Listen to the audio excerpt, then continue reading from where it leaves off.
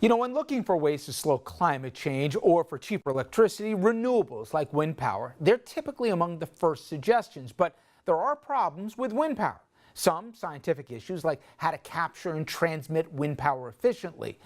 Then there are other concerns, like the group of Long Island fishermen who say that a planned offshore wind farm could hurt their business by literally coming between them and their catch. It's a story recently investigated by our partners at the Journal News. And I spoke with the reporter on that piece, Tom Zambito. In many ways, you got a preview when you went out to Montauk about what could be happening to folks even in the valley and theoretically even beyond this. This really all started with a push by Governor Cuomo to have cleaner, less reliant energy on fossil fuels, etc. He says it made sense all the way around. And I'll be honest, it seems to make sense to me, but you spoke to some folks who'd be directly impacted in maybe ways I don't know if everybody imagined at the time, that are none too crazy about this idea. What'd you find in Montauk? Right. So, you know, when it is governor's big push for renewables, so when this is sort of the point at which the rubber hits the road, so to speak. And you know, we spoke to fishermen out there, guys who make their living dredging scallops, which is bottom fishing, essentially. And they're concerned that once they put all these cables out in the ocean that are going to bring all this energy to land, that they're going to be out of business, you know. So they'll either have to go further offshore, bigger boat, more money, those sort of things. Also worried about, you know, the long line fishermen out there, you know, whether or not they can continue to ply their trade on the waters as well. So it's all, you know, there's not, this is would only be the second offshore wind farm in the country, so there's really not a lot of body of evidence, at least in the United States, to study this. Well, I was going to ask you, because while it's relatively new to the States, this isn't new to the world. Now, I understand this wind farm intentionally was put way out to sea, so it wouldn't be, you couldn't see it from the sight lines of the beaches of the island. But where it's taken place in other parts of the world, have they had the same problems or no? Some places, you know, I've heard off the coast of Ireland, there's been some issues. Some of the fishermen we talked to out there were mentioning that there's been issues out there. We haven't, you know, I don't know the full picture of that, but certainly, you know, this is a different animal. You know, off the coast of Montauk, you know, these turbines are not tiny. You know, they're almost, I think we estimated the size of the Washington Monument. Way out in the middle of the ocean. And there's going to be a lot of them too. I mean, that's the other thing, is it's not a tiny wind farm like they have in Block Island, Rhode Island, where it's 5 wind turbines. This is 15. It's going to grow, could grow to as many as 200. That's a lot. How this works in terms of the dollars and cents, before we come back to who it impacts.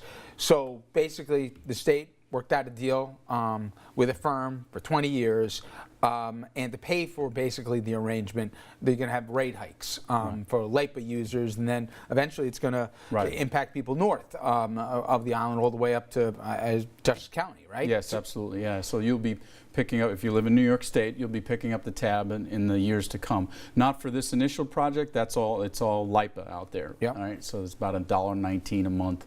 But after this initial phase, as the state phases in this bigger project with other companies coming in, then we estimated it's about 76 cents a month over time, you know, in ratepayers' bills. You know, it was interesting, and I'm curious what you found there, because the fishermen have been hurt, declining, obviously, seafood over the years here, and it's a much bigger seed to table number than I realized was coming out of Montauk, but nonetheless, and they saw as, you know, warm waters in part, and that's climate change. Right. Conversely, this is an attempt to have cleaner energy, but they believe it could put them out of business. Right. We're going to have these kind of conversations, aren't we, as a country, let alone as a planet, in the years to come. There's trade-offs no matter, it seems, what you do. Absolutely. Our interests are going to bump up against one another, and it does for, look, these fishermen are environmentalists. They make their living off the water, right? Yep. And they depend on a clean climate. It was clear for me, at least from the piece, that you had some affection for these folks out there. They're a hard group not to like. I mean, they do everything. They're self-sufficient, right? But it's getting tougher and tougher to be a commercial fisherman pretty much anywhere, but particularly in our neck of the woods. Right, yeah. Montauk is as we mentioned in the story, is sort of a place in flux. It's not quite the Hamptons. It was a commercial fishing community for years, and they prefer it to stay that way, right? So, you have the locals who have sort of been there for years, and they're resistant. They kind of feel like these ideas are being pushed on them from the folks up island, as they say, Nassau and Suffolk counties, and they don't want it there. But so it'd be interesting to see how it plays out, because it's going to be years before this. You got to bring cable to land, and you got to go through towns, and so it's going to get down deep. Do you think it's just the fear of the unknown, but there's an inevitability to this thing? Do you think that the brakes are going to get pumped on this one way or the other? I mean, it seems that it's almost late in the process, right, to be saying no. Yeah, well, I mean, look, you could look at the example of Cape Cod, right, and off Martha's Vineyard, where they put a stop to those, right? They were in sight of, some beautiful homes out there. These are very far offshore, right? You can't see this. If you go to the beach in the Hamptons, you can't see these. But again, I think it's going to happen. I certainly do think it's going to happen, and I think there's going to be an incursion onto their business for a while. I don't know if it's going to be a lasting impact. We'll have to see. And at least from the developers of it, they claim that it shouldn't impact them. But from the fishermen, they've said, we've heard this before. The construction, certainly, they said they admit that it'll have an impact. Once that's done, maybe they'll move on. All right, interesting story. Thank you as always. Thank you, Rich.